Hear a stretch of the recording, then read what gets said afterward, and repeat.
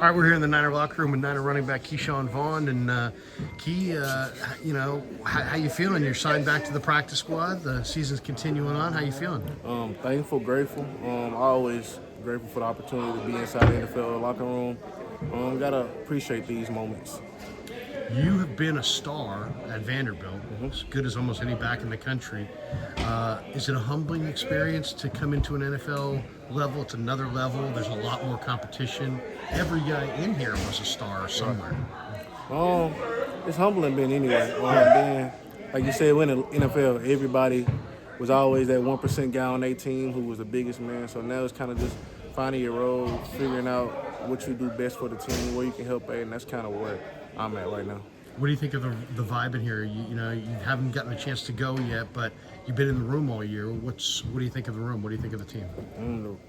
As soon as when I first got here, the team just was different as far as like energy-wise, how they practice. I feel like they practice hard, and that was something that I noticed when I first got here. So I was able to pick up on that energy, and the team is a good vibe.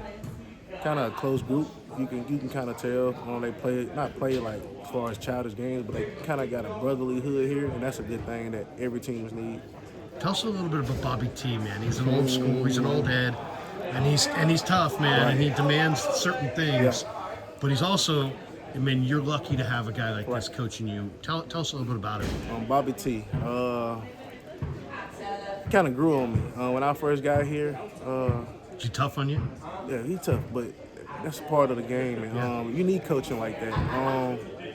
Tough on you.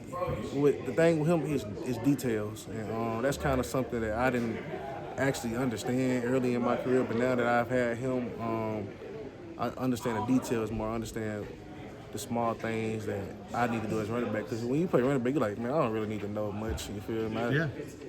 But Bobby T is strict on them details. Make sure you know what other guys got, so you can make your job easier. So even when I was back home, I was like, man, I miss Bobby T, man. So like things like that, man. Good coach, good guy. Old school guy, and man, tons of knowledge. You can drink it up, man, for sure. Drink it up.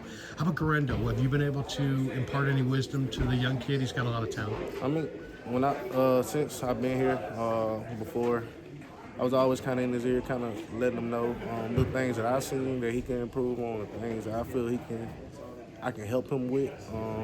But Isaac nice. Isaac is coming along, and Bobby T is hard on him as anybody else. So I feel like with Bobby T being hard on him, Isaac's going to be a good back in this league and throughout his career. What's the key? Because he was a high school wide receiver, so there's body lean, there's protecting the football. There's a lot of things that running backs know that receivers have to learn, right?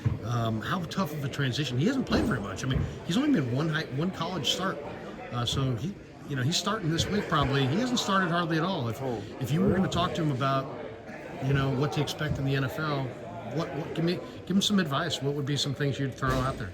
I mean, you could just look back at the history of the running backs here. Kind of anybody who kind of had that shot, they kind of always kind of excelled. So if he want to look at that and kind of use that as motivation, that's what he could do. Because that's kind of how I'm looking at it. Like, I get my chance. So many running backs that came through here and excelled and was able to go on and have good careers after being here. Because the thing, so he can look at it like that, but also it's a chance. And the staff is kind of depending on you to be that RB1. You got to go. And he'll be great. He got all of us backing him up, helping him out, so he's going to be fine. Last week in the snow, it seemed like the offense had an advantage on the defense.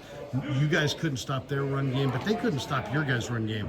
Was that just, can you think, because of the field conditions? I think it could be field conditions. It's cold outside, so yeah.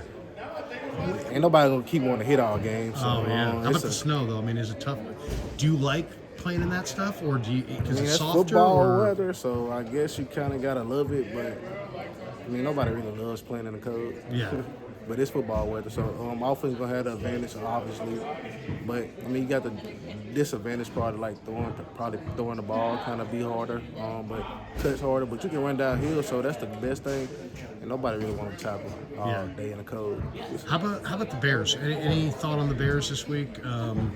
Caleb's obviously, you're studying the defense, but Give me your thoughts on Chicago and this matchup for you guys. Should be a nice, good matchup. They've been playing these good games these last few games, and we're trying to come along and get a win. So that's our main focus: get a win, do whatever we got to do to beat the other team in front of us. So Chicago have been playing nice, and we plan on playing even better. Two last ones for you. Great player in college, and now you're in the pros, and you've played in the pros for a number of years. What's the difference? Like, what's the difference between succeeding in college and succeeding in the pros? I mean, is there things that you could do in college that, man, you just at this level you just can't do?